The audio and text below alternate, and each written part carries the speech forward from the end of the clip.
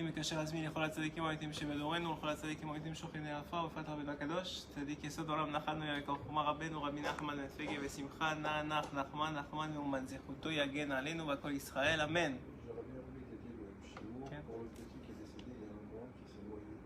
Ah oui, oui, oui. Lélo Nishmat. Nissim Perez Ben Sephora. C'est Nechena Meganaï de Nanion. Que son âme elle monte auprès d'Akadosh Baruch Hu le plus possible. Et les frères Tavdalim, les Refoua Shelema, les Sarah Talabet Efrat Myriam, les David Bedmani, les Esther Bar Frecha. Stéphane Asher Jami Ben Myriam, Bezrat Hashem. Que ces paroles de Torah aident à rapprochement de tous les malades d'Israël et nous rapprochent d'Akadosh Baruch Hu, chacun d'entre nous là où on est. Donc on est dans notre shiur du dimanche soir, le shiur du côté Moran qu'on a l'habitude de faire, un shiur sur texte. On enlève le son comme ça va être plus simple. Mais pas de problème. D'accord. Ce shiur donc qui continue le Likutei Moharan 21 qu'on avait commencé dans les dernières fois, et ce Likutei Moharan qui nous parlait de cet esprit divin qu'un homme peut atteindre simplement en protégeant, on avait dit la dernière fois, ses portes, c'est-à-dire ses yeux, ses oreilles, ses 7 portes exactement, ses yeux, ses oreilles, sa bouche, et ses yeux, ses oreilles, sa bouche et son nez. En acquisition, je sais pas, en tout cas grâce à l'acquisition de simplement l'Aïrat Shamaim, la crainte du ciel. On sait que les tzadikim, les chachamim nous ont appris que toute chose commence par la crainte du ciel. Ça veut dire qu'un homme, il veut se rapprocher d'Akadosh Baruch Hu. Je t'abarre chez Molahad, juste ajuster ici, Mechila. Donc, un homme, il veut s'approcher d'Akadosh Baruch Hu. Ishtabar chez moi, il veut être. T'es bien comme ça? Tov, Bantayim, c'est mieux encore. Et donc, il veut s'approcher d'Akadosh Baruch Hu. Il veut être un Keli, un réceptacle pour Hachem dans ce monde, comme c'est la volonté d'Akadosh Baruch Hu de créer un monde où il puisse résider, puisque c'est le but de la création de ce monde, que Hachem il puisse résider dans ce monde. Alors il demande à chacun d'entre nous de créer le réceptacle suffisant pour finalement être capable de se résider en nous. C'est un grand honneur qu'il nous fait, n'est-ce pas? C'est un grand honneur qu'il nous fait de pouvoir dire que grâce à nos actions, grâce à nos comportements, Hachem il peut être révélé dans ce monde. Et on avait expliqué que évidemment ça prend d'abord et avant tout un travail sur soi énorme, mais surtout une volonté énorme de vouloir représenter Hachem dans le monde. Ça, c'est une première chose. Et deuxièmement, c'était la volonté, la première chose qu'il y avait à comprendre dans notre Likutei Moharan, c'est qu'on avait expliqué qu'une fois que tu as fait ce choix-là, une fois que... Qui on a le plaisir d'avoir? Oh, Rabba, avec plaisir. On vient de commencer. On avait expliqué donc qu'avec ce principe-là de vouloir, simplement la volonté de vouloir que Hachem réside dans ce monde par notre intermédiaire, alors Akadosh Baruch Hu, il faisait quelque chose d'extraordinaire, c'est qu'il nous aidait à pouvoir le révéler mieux. C'est-à-dire qu'en vérité, ce qui appartient à l'homme, c'est seulement, on avait expliqué que c'était seulement la volonté, c'est-à-dire seulement les moyens que chacun y met en œuvre pour faire le tikkun de sa vie, pour faire la réparation de sa vie, pour agir correctement, pour se comporter bien. Et tout le reste, Hachem va mettre tout en place pour exprimer, pour dévoiler, pour se dévoiler à travers nous. Je ne sais pas si vous réalisez sincèrement à quel point c'est un honneur que Hachem nous donne à chacun. Des fois, on ne réalise pas que des petits comportements peuvent soit détruire, soit construire cette situation-là. Qu'est-ce que ça veut dire? Ça veut dire qu'un homme, il se comporte bien, il fait du Kiddush Hachem, il vient de révéler Hachem dans le monde. C'est un associé d'Akadosh Baruch Hu dans le monde. Et l'inverse est vrai aussi. Alors on continue, on était dans le Likutei Moharan 21, Gimel. Vous savez que le shiur du dimanche soir, c'est un shiur sur texte. Donc c'est un peu plus, un peu moins enflammé que le shiur du jeudi ou les autres shiurim. Mais bon, Hachem, on a besoin d'écouter aussi des paroles de Rabbeinu, de la bouche de Rabbeinu, c'est-à-dire de ses enseignements directement et de comprendre qu'est-ce qu'il écrivait. Shefa Eloki, on a dit qu'un homme, c'est le cadeau que Hachem y donne, c'est ce qu'on appelle le Shefa Eloki. Le Shefa Eloki, c'est l'abondance divine. Une fois qu'un homme, il a, première étape, il a exprimé la volonté de représenter Hachem dans le monde. Deuxième étape, il s'est purifié à travers ces 7 portes qui sont les yeux, les oreilles, la bouche et le nez. Il s'est purifié pour pouvoir être un kéli propre pour représenter Hachem dans le monde. Alors, Shefa Eloki Azot ou Bechinat Sukkah. Alors il nous dit, Rabbeinu Akadosh, que ce Shefa Eloki, cette abondance divine qu'il va mériter, c'est l'aspect de la Sukkah. Qui Sukkah? Le Sukkah, c'est donc cette cabane qu'on fait tous les ans et qu'on rentre à l'intérieur, qui rappelle, c'est qui le prochain? Oh, c'est déjà revenu. C'est qui le prochain? Donc c'est le Shefa Eloki, Bechinat Sukkah. Sukkah, qui Sukkah ou Bechinat Shesacha Beruach HaKodesh. Regardez comment il fait Rabbeinu pour relier les deux aspects. On a dit Sukkah, c'est la protection. Vous savez que quand on rentre dans la Sukkah, c'est la Shrina. C'est la Shrina, la présence divine qui est présente dans la Sukkah. Et c'est l'une des seules mitzvahs avec Shabbat et le mikveh, même si le mikveh c'est pas Minatora, où le corps tout entier peut rentrer à l'intérieur de la mitzvah. Oui. Et Eretz Israël aussi c'en est une. Et donc là, Rabbeinu il est en train de nous expliquer que la Souka, c'est-à-dire le principe de Kabban, il est en vérité très connecté avec Ruach HaKodesh. D'ailleurs, ce qu'on dit lorsqu'on rentre dans la Souka le jour de Sukkot, enfin le jour de Sukkot, c'est Bechinat Ruach HaKodesh, c'est-à-dire qu'on peut recevoir ce qu'on appelle des makifim. Ce que va expliquer ici Rabbeinu, c'est quoi des makifim? C'est des compréhensions qui sont extérieures à nous.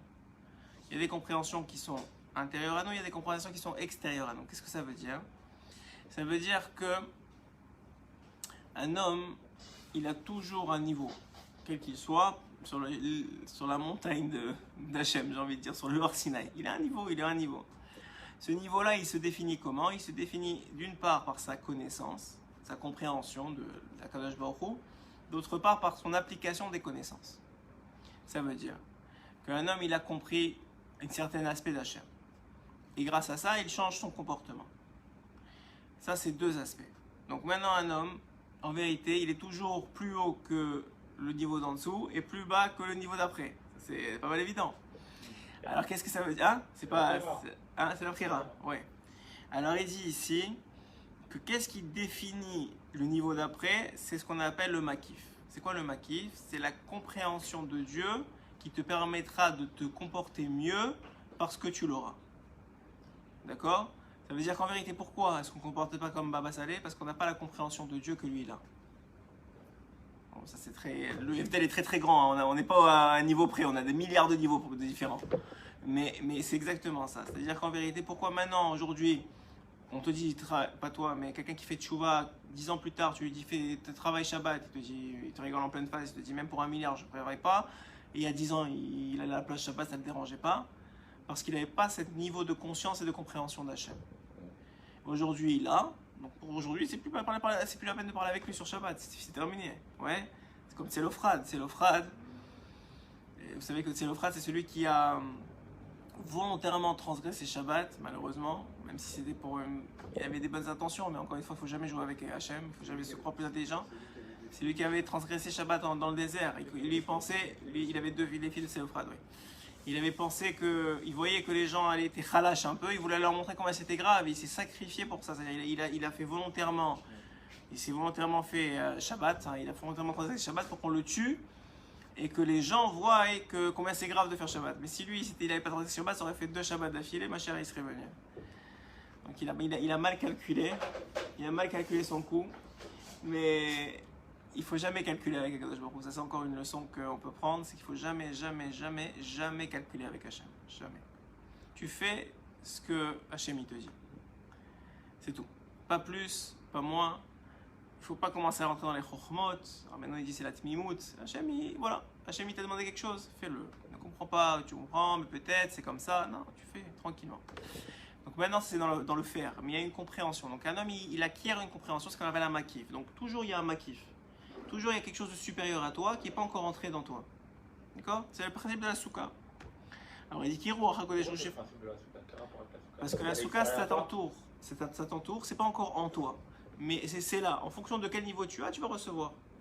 Et si tu reçois, demain tu reçois encore. Et tant et aussi longtemps que ce que tu reçois, tu appliques.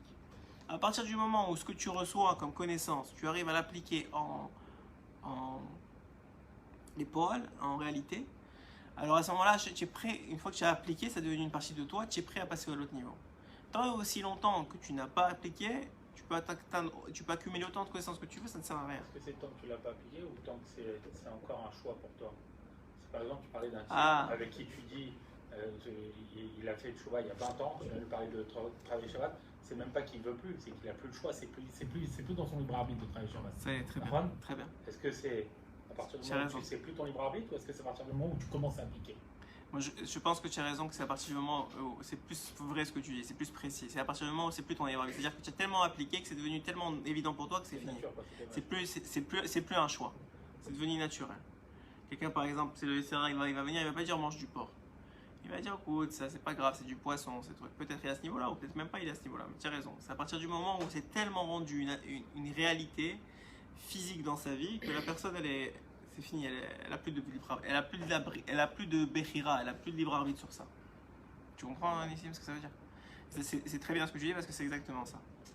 Et souka azot hi ba alide shirat ananim. Et cette souka là, elle est venue avec les 7 nuées, ouais, c'est comme ça qu'elle est venue. Aïnou bechinat shirat anerot, qui est aussi l'aspect des 7 lampes qu'on a dit, qui sont protégées. Chez Adam masik bene amenora, grâce au nerot, il accède à la face de la menorah. Aïnou souka, qui est donc la souka. Aïnou shefa eloki, qui est donc, on a expliqué que c'était le bien que Hachem veut te donner. Donc encore une fois, on voit quelque chose d'incroyable. Comment Hachem il donne le bien à l'homme? C'est ce qu'on lit, ce qu'on vient de lire dans Rabbeinu. Comment Rabbeinu est en train de te dire, nous on dit ça comme ça, mais c'est des secrets qu'on a.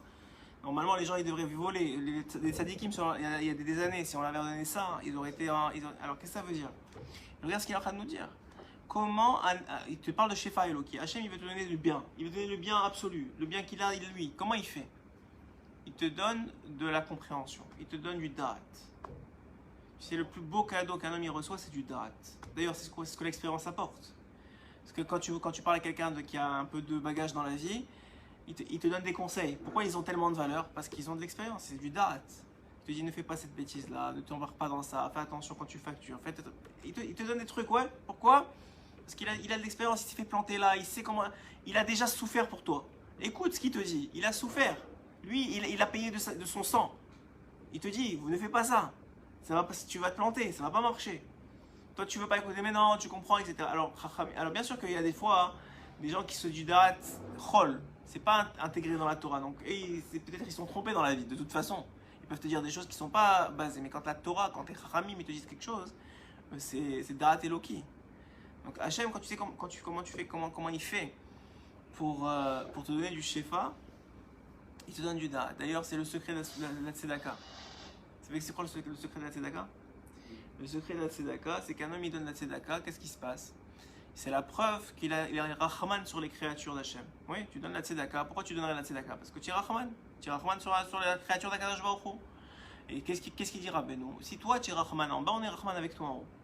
Ah, qu'est-ce qu'on fait? On te donne de l'argent? Il dit non, Rabbeinu, c'est rien l'argent, c'est pas la peine. Qu'est-ce qu'on te donne? Oui, c'est rien, ça veut dire que tu as besoin. On s'entend, mais par rapport à ce qu'on te donne, c'est rien. On te donne du da'at. On te donne de la compréhension pour réussir ta vie. Et dans ça, il y a l'argent. C'est comme Shlomo Amelech, il a demandé le da'at, il a demandé la compréhension, il a tout eu.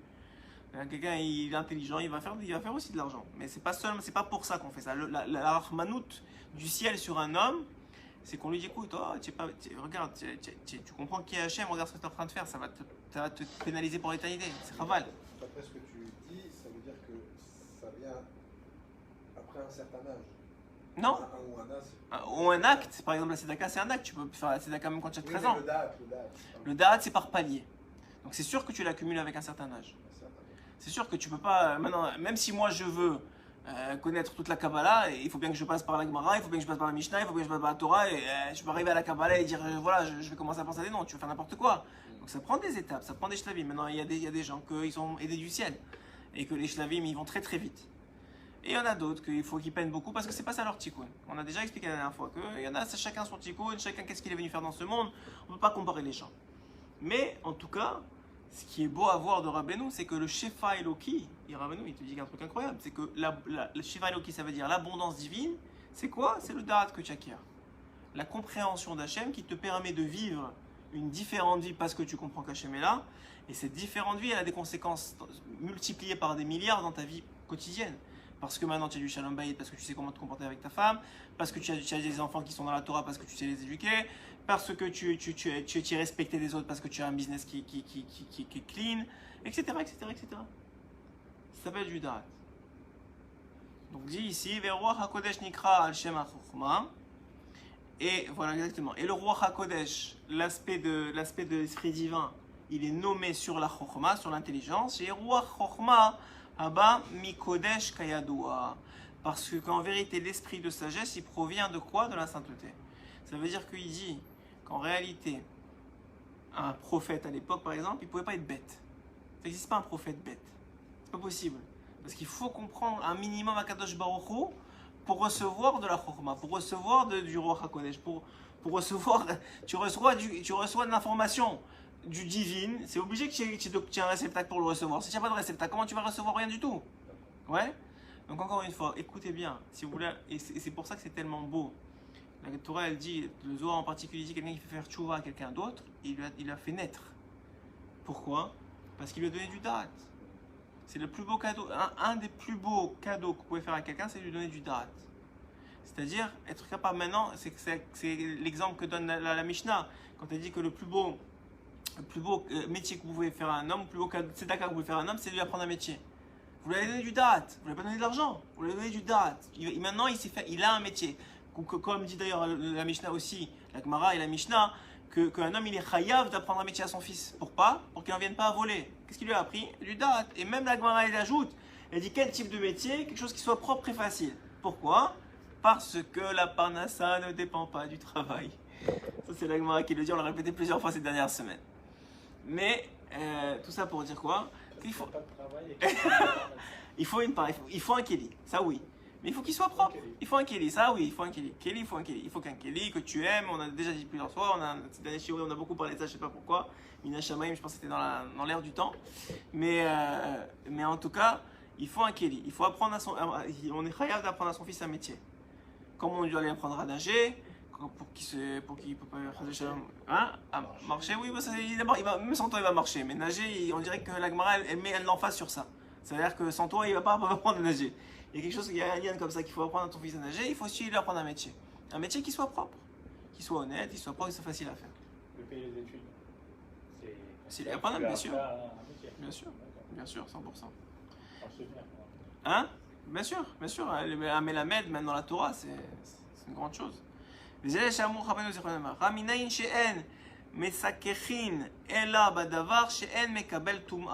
on sait que la souka, elle ne peut devenir impure que, c'est-à-dire pour mettre le srar, vous savez ce qui va dans la souka, il faut que ce soit quelque chose qui comme du bois, etc. Donc ça peut être mekabel touma, ça peut recevoir la touma, l'impureté. Chez Neymar, ve'en ya'ale min haaretz, ma'en hu davar she'en mekabel touma, ve'en gidulo min haaretz, ve'ed hen elu ha'ananim, ve'en vechinat kodesh ugdelim min haaretz. Donc qu'est-ce qu'il veut dire? Ça veut dire en réalité une chose qui protège, une chose qui te donne de la chokhma, elle doit être capable d'être déconnectée de l'impureté.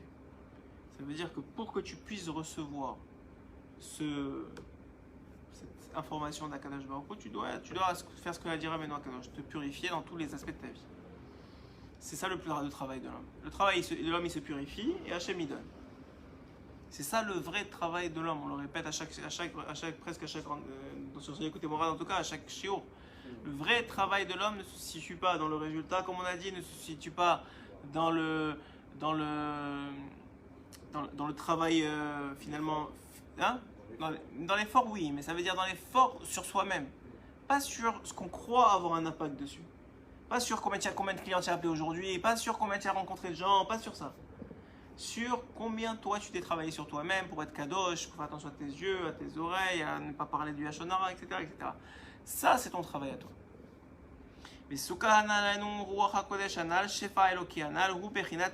Voilà, il va parler des makifin maintenant.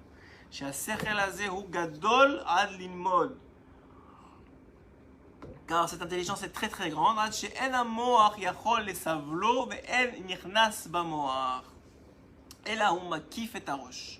C'est-à-dire qu'en vérité, à chaque fois qu'on apprend quelque chose de nouveau, Hachem il te donne un makif, quelque chose qui est extérieur à toi, qui est prêt à rentrer encore dans ta tête pour que tu montes de niveau.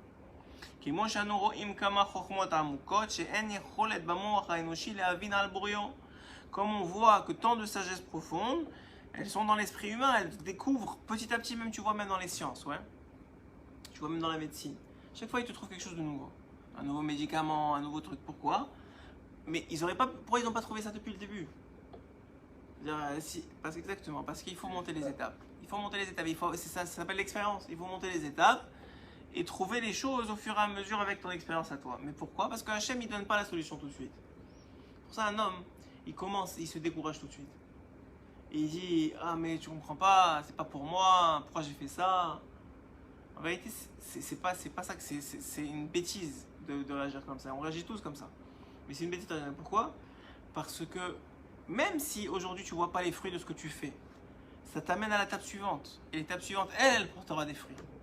Comme le Rabbi Lubavitch qui avait dit un jour, il avait conseillé à un de ses élèves de se mettre dans un certain business. Et tous les mois, il venait voir le Rabbi, il lui a dit, mais c'est une catastrophe, ça marche pas, une catastrophe, ça marche pas. Continue. Au bout d'un certain temps, il avait acheté un terrain, le terrain, ils ont trouvé une mine en dessous, et ça l'a amené à faire quelque chose qui n'avait rien à voir avec le début du business, et le gars est devenu millionnaire.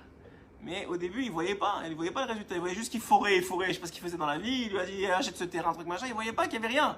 Qu'est-ce que je vais faire avec ce terrain? Il y a rien. Je travaille, j'ai l'impression de faire du vent. Mais c'est parce que toi, tu vois pas le résultat. Mais le résultat, il arrive.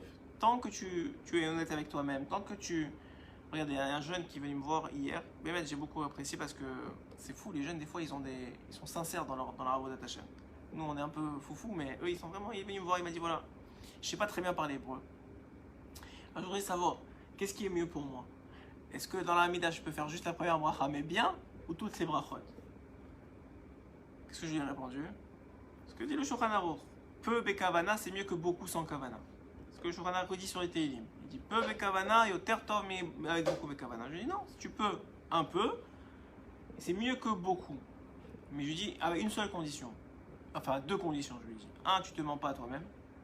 C'est-à-dire, c'est pas si tu peux faire deux et tu en fais juste une. Tu peux faire une un mois, 2 mois, 3 mois, mais à un moment, tu vas la connaître la bracha. Et deux, que ton but c'est d'avancer. Ton but c'est d'avancer. Un, tu es honnête avec toi-même, tu as fait le maximum. C'est vraiment le maximum que tu peux faire aujourd'hui. C'est quoi là? C'est la bracha de ce qu'il a traduit? Non, il n'y arrive pas. Pour lui, lire Atachonet Madame Da'at, ça lui prend 1 heure. Top. Alors je lui dis, si c'est 1 heure, Hachem, ça vaut 1 heure, ça vaut des minutes, ça vaut 1 heure, comme un Talmid Chacham qui lit. Oui, il a du mal. Est-ce qu'il peut pas le faire en français, tout simplement? Il peut le faire en français, mais il ne va jamais apprendre l'hébreu. C'est chaval. C'est mieux qu'il fasse un petit peu, et 1 mois, 2 mois, il va la connaître par cœur. Et ensuite, il va passer à l'autre, il va grandir. Et après ça, tu lis. C'est pas... Et Hachem, encore une fois, c'est pas comme les gens y croient. C'est pas comme ça. Ouais, je sais pas comment vous voulez voir ça. C'est pas comme ça. C'est exponentiel avec Akadosh Baruch Hu. C'est-à-dire qu'au début, c'est très faible. J'ai l'impression de ne pas bouger du tout, mais au moment où ça décolle là. Ça explose. C'est vrai dans la Torah encore plus que dans n'importe quoi d'autre. Quelqu'un, il met ses efforts dans la Torah, il met ses efforts dans sa avodat Hashem. C'est très difficile au début, tu as l'impression de ne pas bouger, de faire du surplace. Mais une fois que ça décolle avec Akadosh Baruch Hu, il t'ouvre toutes les portes. Mais il faut être sincère. 2 conditions. Un, être sincère que tu fais le maximum à chaque instant. C'est déjà très dur. Et deuxièmement, que ton but, c'est d'augmenter de niveau. C'est pas de rester comme ça tout le temps. À partir du moment où tu as ces deux histoires dans ta tête, enfin deux conditions dans ta tête, c'est sûr que tu vas réussir. Dans tout. Même dans les business, même dans n'importe quoi, c'est comme ça. Si tu es honnête avec toi-même et tu veux avancer, et tu es prêt à faire les sacrifices pour avancer, tu vas avancer. Parce que Hachem, il va ouvrir les portes. Je pense que tu as assez d'expérience pour dire que c'est vrai. C'est pas ça. Alors il dit Kemo chama vekama mevuchot she'anu nevuchim bahem Kemo hayedi'a bchira she'en moach shel enoshi yachol lehavin et hayedi'a azot. Comme il a dit cette fameuse question du Rambam, ce qui est le lien entre le fait que Hachem il sait tout et le fait qu'on a tiens froid, on enlève la clim, tu as raison moi aussi j'ai froid. Le fait qu'on a une prira, c'est-à-dire un libre arbitre, donc on fait un choix dans la vie, le choix de faire le bien ou pas faire le bien. Et d'un autre côté, Hachem il sait déjà ce qu'on va faire. Alors comment ça c'est que j'ai un choix? C'est la question du Rambam. C'est la question du Rambam qui dit qu'on ne peut pas avoir de réponse. Alors Rabbeinu il dit il a une réponse qui peut aider à comprendre, mais c'est pas la réponse finale. C'est un makif, ça restera toujours un makif. Jusqu'à la venue du Mashiach, ça c'est un makif, c'est quelque chose qui est extérieur à nous, on ne peut pas comprendre. Mais on va essayer d'expliquer. La Gemara elle dit Akol mina shamayim chutz mirat shamayim. Tout vient du ciel, à part la crainte du ciel. Qu'est-ce que ça veut dire? Ça veut dire que à partir du moment où tu as un choix entre quelque chose qui va te rapprocher d'Hachem et quelque chose qui va t'éloigner d'Hachem, là entre ton libre arbitre. Et seulement là. Ça veut dire, si maintenant tu avais un choix entre venir ce soir au shiur, encore une fois. Si maintenant, je vous explique à la carte, après vous me posez des questions. Si maintenant tu avais un choix entre venir ce soir au shiur ou ici en train de regarder ce shiur sur internet, on vous remercie de nous regarder, Baruch Hashem de participer avec nous à la Torah de Rabbeinu Akadosh. Donc si vous aviez le choix ou tu n'avais pas le choix, ça c'est toi. D'accord? Même si Hachem il le savait, mais c'est toi. Maintenant, où est-ce que tu es assis dans la synagogue? Ça c'est pas toi. Où est-ce que tu vas le regarder ce shiur-là? C'est pas toi. Par exemple, encore une fois, manger cachère, pas manger cachère, ça c'est toi. Mais quel restaurant de même cache-croûte tu as été? Ça c'est pas toi. C'est-à-dire tout ce qui constitue un choix qui te rapprocherait ou t'éloignerait d'Akadosh Baruch Hu, c'est toi. Tout le reste, c'est pas toi. Vas-y. Question. Ça répond pas à la question du Rambam. C'est-à-dire La question c'est de dire que toi, tu as un libre arbitre, et malgré toi, Hachem il connaît le choix. Ouais. Ça répond pas à la question. Si, parce que ça répond juste que tu as un libre arbitre qui dépend du fait que tu vas te rapprocher d'Hachem ou tu vas pas te rapprocher d'Hachem et que tout le reste, Hachem, c'est lui qui va englober tout le reste et qui va le gérer. Mais ça répond pas le fait que toi, tu as un libre arbitre et que malgré tout, Hachem, il sait ce que tu vas faire. Donc, mine de rien, il n'y a pas un libre arbitre. Alors, écoute, non, alors voilà, non, mais regarde comment. D'accord, j'ai pas fini la réponse. Tu as déjà défini qu'il n'y a pas de libre arbitre. Alors, c'est la question de Rambam. Voilà, alors, écoute la réponse. J'ai pas compris la réponse. Voilà, c'est moi qui l'ai mal expliqué, on va reprendre. En fait, ce qui veut dire Rabbeinu en disant que tout vient du ciel sauf la crainte du ciel, c'est que Hachem, il a un scénario, d'accord? Ce scénario-là, hein, il est déjà écrit. La seule chose, c'est qu'il n'a pas mis des personnages sur le scénario. Il sait qu'il y a un gars qui va venir s'asseoir ici ce soir. Mais il n'a pas mis le personnage. Il ne sait pas. Enfin, il sait, mais il n'a pas décidé. Il laisse, mais c'est une intelligence qu'on ne peut pas comprendre. Mais il laisse, toi, décider de venir prendre cette place-là. Mais c'est ton choix. C'est-à-dire, c'est le fait que ton libre arbitre est activé au moment du choix du Yirat Shamayim qui fait que toi, tu as la possibilité de court-circuiter, de rentrer dans le film d'Hachem, finalement. Ta question, en réalité, c'est de savoir si vraiment on a un libre arbitre. On a un libre arbitre, ça c'est sûr. On a un libre arbitre. Mais seulement, c'est pour ça que j'essaie d'expliquer que cette place-là devait être prise ce soir. Donc c'est pas toi qui l'as choisi de t'asseoir là. Ça devait être prise dans le ciel, ça fait des choses. Pourquoi pas là ou là, c'est Hachem qui sait pourquoi. Et ça a un impact. C'est pas si tu avais été ici là, ça aurait été la même chose que là. C'est pas la même chose. Ne crois pas que parce que tu avais été assis là, c'était la même chose qu'ici. C'est pas la même chose. Et pour toi, et dans le ciel, c'est pas la même chose. Mais nous, on voit pas ces choses-là. On croit que c'est les mêmes. Bon, j'ai été au restaurant, j'étais assis là, c'est la même chose. Tu n'as pas vu plusieurs fois des femmes, elles ont ce sixième sens incroyable, qu'elles vont par exemple quelque part, même dans un restaurant, elles disent moi je vais m'asseoir là. Je dis mais ça c'est la même chose, non, moi je vais m'asseoir là. Elles ont, ça s'appelle un sixième sens. Ou bien quand elles vont faire les. Hein? Non, pas une lourdeur, c'est un sixième sens. Parce que donc on n'a pas. C'est pourquoi on les trouve lourdes. Non, c'est vrai, nous on est tous comme ça. Pourquoi on les trouve lourdes? Parce que nous on n'a pas le sixième sens, donc on comprend pas. Donc on dit mais c'est la même chose, là ou là, c'est la même chose. Tu vas par exemple, je peux acheter un. Bon maintenant il n'y a plus, les magasins sont plus ouverts, mais à l'époque, tu vas acheter un habit ou quoi que ce soit. C'est les mêmes, c'est une pile d'habits maintenant, c'est les mêmes t-shirts. Elle va te prendre celui-là. Pourquoi? Parce que c'est pas la même chose. Lui il a un tikkun, lui il a pas de tikkun, et elles sentent ça. Nous on sent pas ces choses-là. Donc ça veut dire quoi? Ça veut dire que, donc encore une fois, ton libre arbitre il s'active. Toi tu l'as choisi. Maintenant Hachem il a choisi qu'il y avait quelqu'un qui rentrait dans cette case-là. Maintenant ton libre arbitre c'est est-ce que oui je veux rentrer ou oui je veux pas rentrer. De la même façon dans le mal, il faut un voleur, il faut un tricheur, il faut un menteur, il faut un tueur. D'ailleurs, c'est le principe sur lequel on se base pour dire comment quelqu'un peut faire tchouva sur qu'il a tué quelqu'un. Comment tu peux faire tchouva sur si tu as tué quelqu'un? Pas toi, mais quelqu'un, il a tué quelqu'un. Pas toi, non. Si quelqu'un, il a tué quelqu'un, comment il peut faire tchouva? Il est mort, le gars. Il peut faire tchouva sur une chose pareille? Alors, le rabbin, il répond. Que quoi? Ça peut devenir une mitzvah, vraiment. Quoi? S'il a fait tchouva, ça devient une mitzvah. Mais Ouais. là-bas, Ouais. ça peut vraiment devenir une mitzvah, il a tué, donc il est mort. Toute la famille a pleuré. Hein? Alors, regarde comment il répond, Rabbeinu, à la question. Il dit, ce gars-là, il devait mourir de toute façon. De toute façon. Il fallait qu'il meure. Maintenant, il fallait savoir qui allait le tuer. Maintenant, lui, il s'est levé, il a dit, moi, je veux le tuer. Donc, il est venu, il lui a mis une balle dans la tête. Maintenant, lui, comment il peut faire tchouva? Parce qu'il n'a pas besoin de faire tchouva sur la mort de l'autre. Il a besoin de faire tchouva sur le choix qu'il a fait de vouloir être un tueur.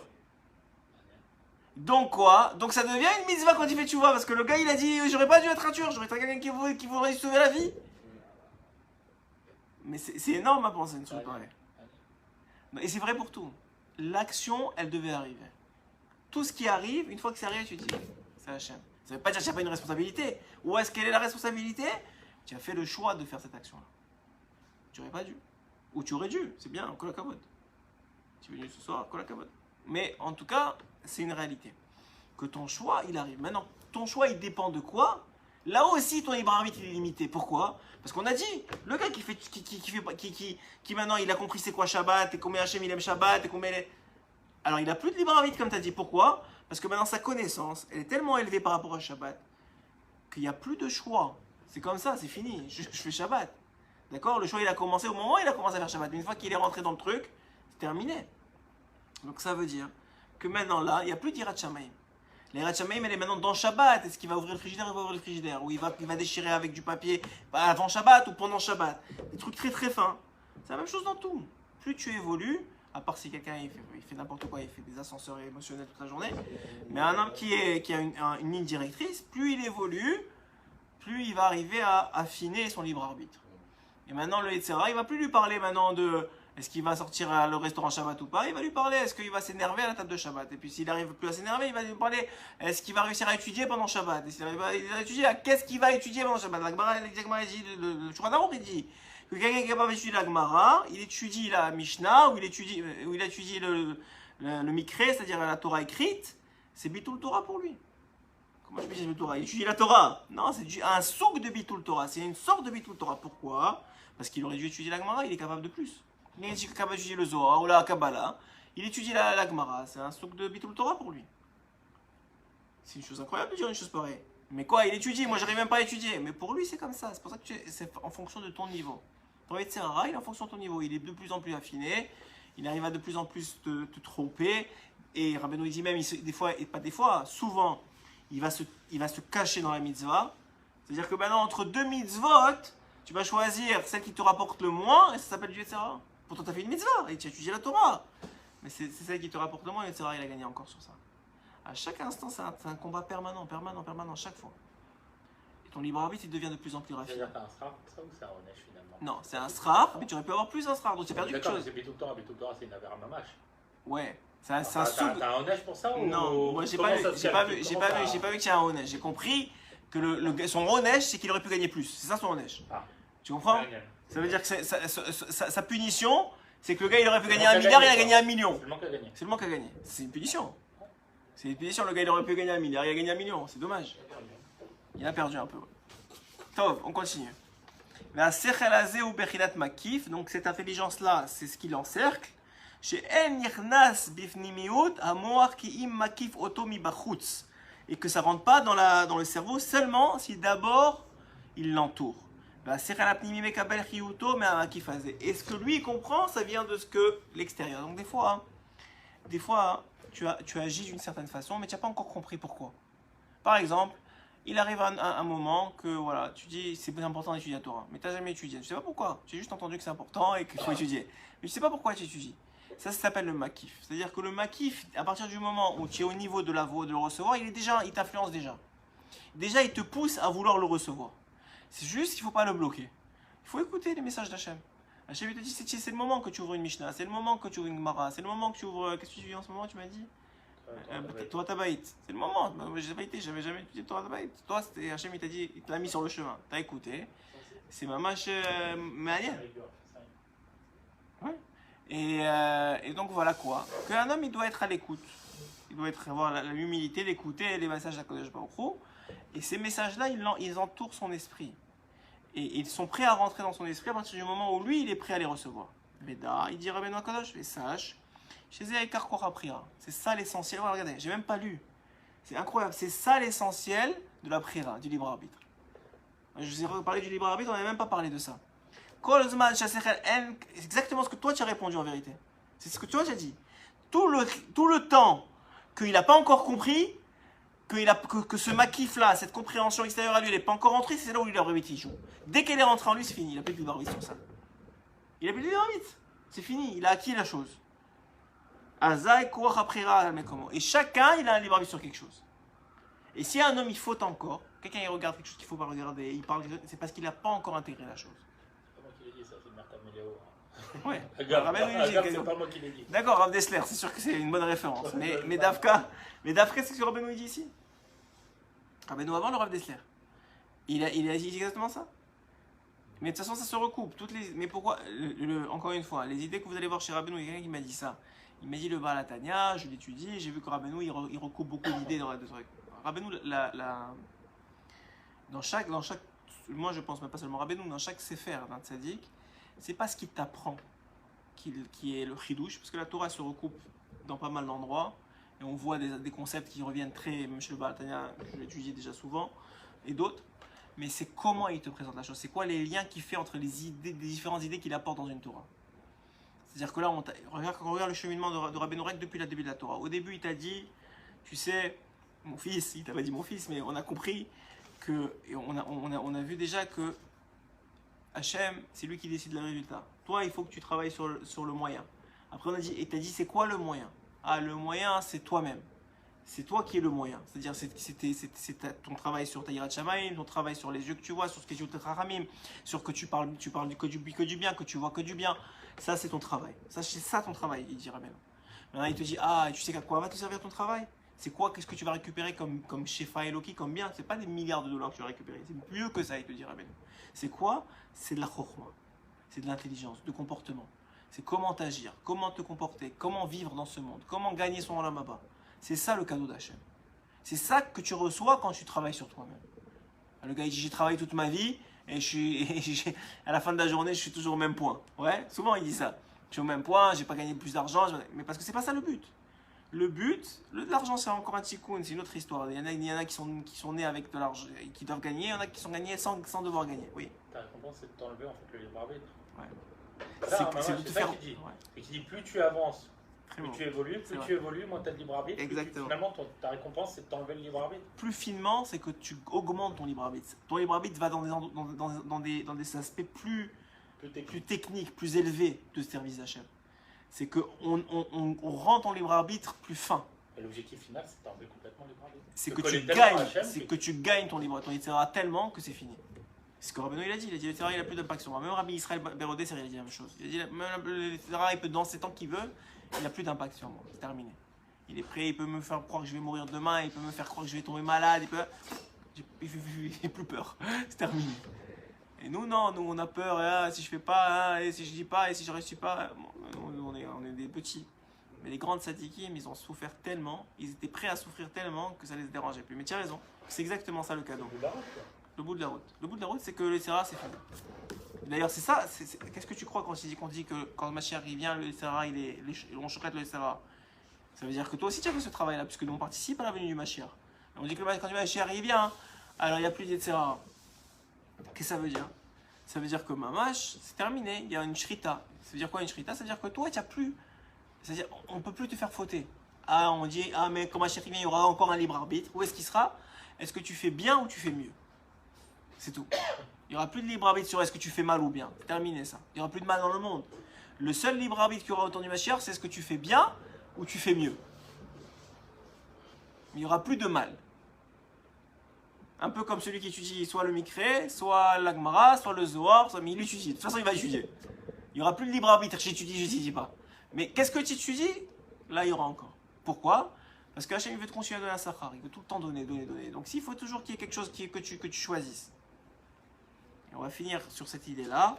Aval, amakif, quand il arrive à rentrer, à transcender cette idée-là ou cette compréhension-là d'Hachem dans sa tête, mais Azid Gadel Asechel Enoshi, il va faire grandir son esprit, il va l'élargir, il va maintenant devenir une connaissance pour lui, cette chose-là, il ne va plus y avoir de libre arbitre. Azid Batel Aprira, alors à ce moment, le libre arbitre va s'annuler complètement. Qui a de Gidulo chez la Sechel, grâce à la grandeur de son esprit, Yetse mi Geder Enoshi vi'alel le Geder Malach. Il va passer d'homme à Malach, à ange. Parce que le ange, il n'a plus de libre arbitre. Pourquoi? Parce que l'ange, il a devant lui Hachem tout le temps. Mais Azid Batel Aprira, il n'a plus de libre arbitre. Mais la différence entre l'ange et l'homme, c'est que l'ange, il a été créé comme ça et que l'homme, il va devenir, grâce à son effort, comme ça. Mais c'est ça le but de la prière. Vous avez des questions pour ce soir? C'est ça qui est arrivé à Michael. Qu'il devenait un ange. Ouais. C'est parce qu'il est arrivé au bout de la route ou c'est parce que. Non, c'est le macho après, complètement. J'ai pas vu que c'était ça. Je sais que Pinchas ou Eliyahu, il semblerait que c'est ça qui lui est arrivé aussi. Parce qu'il est monté au niveau que ça y est, c'était devenu un ange. Il n'y a plus de prière. Mais regarde, c'est ça. En tout cas, c'est ça que dit Rabbeinu. Il dit que la différence entre un homme et un ange, c'est que l'ange, il n'a plus de prière. Il n'a plus de libre arbitre. La seule chose, et c'est pour ça que l'ange, il nous envie. Parce que nous, on peut devenir l'ange, même plus grand que l'ange, parce qu'on aura fait le choix de le devenir. J'ai dit au shiur de jeudi, je ne sais pas qui l'a écouté, mais j'ai dit au shiur de jeudi, que la plus grande Yetzirah d'un homme juif, un juif en tout cas, son plus grand Yetzirah, c'est de faire la volonté de Dieu. Pourquoi? Parce que l'homme juif, toujours, il veut essayer de remettre en question tout. Ou non, mais pourquoi, mais comment, mais tu comprends, toutes les philosophies du monde, elles sont parties des juifs. Ça veut dire, non, quoi, au contraire. Si toi tu n'as pas compris aussi, ils n'ont pas compris. C'est important que tu poses la question. Alors, comme ça, par exemple, un homme, j'ai donné l'exemple des. Bon, c'est peut-être pas. Un homme, on lui dit, voilà, fais ça. Si le juif, n'importe qui, vous voyez, par exemple, arrêtez de parler à la synagogue, ouais. Tu vas voir les goyim, etc. Il n'y a personne qui parle dans les églises, il n'y a personne qui parle dans les mosquées. Tu viens ici, pas ici particulièrement pour faire mon travail, mais en tout cas, c'est une nature de l'homme de pas arriver à contrôler face à une loi quelconque. Ouais. Il faut toujours trouver un bypass. Ouais. C'est notre nature, c'est comme ça qu'on est. Pourquoi? Parce que c'est ça la valeur de la chose. C'est notre valeur. Notre valeur, c'est qu'une fois qu'on fait la chose, ça a une vraie valeur parce qu'on s'est battu contre un Yetzirah de malade. Parce pourquoi on n'arrive pas à faire les choses qu'on nous demande de faire? Parce qu'on a un Yetzirah énorme par rapport à ça. C'est d'ailleurs le secret de Naaseh Venishma, c'est ça le secret de Naaseh Venishma. C'est parce que pourquoi c'était tellement grand de dire Naaseh Venishma? Qu'est-ce qu'il y a? Ouais, on va comprendre. Parce que c'était contraire à notre nature. C'est complètement contraire à notre nature de dire Naaseh Venishma.